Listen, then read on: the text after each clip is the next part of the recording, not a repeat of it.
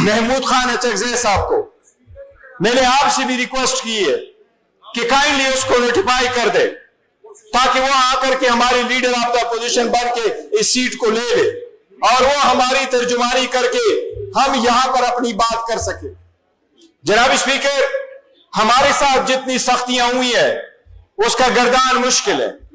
बारहा हमने आपको कहा, इस ईवान में उठ के एक रेजोल्यूशन पास करवाया कि हमें प्रोटेक्शन दो, हमारे बच्चों को प्रोटेक्शन दो, हमारे लोगों को प्रोटेक्शन दो। आपके पास आए, ईवान बाहर नहीं लगाया, आपको कहा अपने लीडर के रिहाई के लिए आवाज उठाते थे। आज आते आते हम कहते हैं मेरे लीडर से हमारी मुलाकात कराओ। अब यहां से कहां तक हम जाए? अगर यहां दीवार के साथ आपने लगा दिया, दीवार के साथ अगर लगेंगे तो फिर फोर्स तो आना है, स्पेस नहीं देना तो गैर जमहूरियत कुव्वतों ने तो फिर ये स्पेस लेनी है।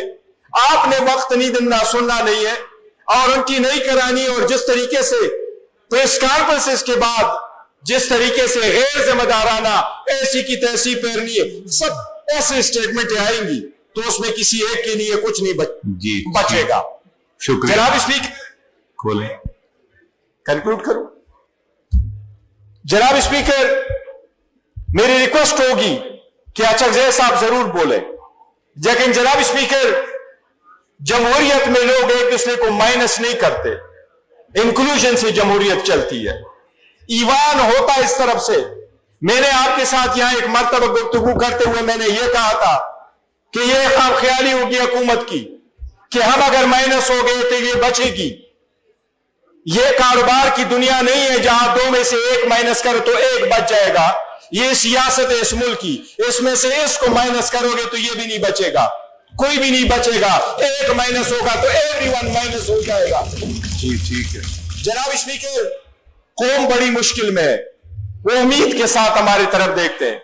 मई 2025 के बाद पाकिस्तान एक न्यू वर्ल्ड ऑर्डर में एंटर हुआ है।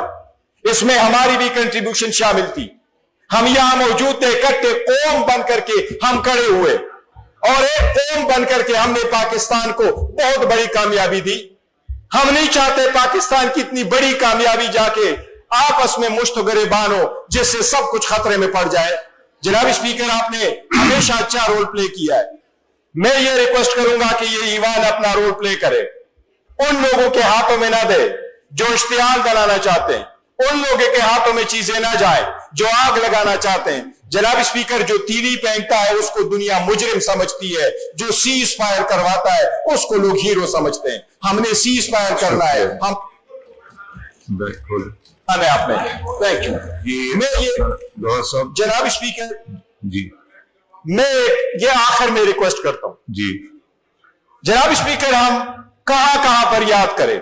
इस ईवान में आपके साथ फरियाद की, आपको याद है आपके पास आए कि आवाज म्यूट हुआ। मैंने आज भी बात की है, ये तकरीर की है, मुझे यकीन है ये अवाम के पास एज इट इज नहीं गई।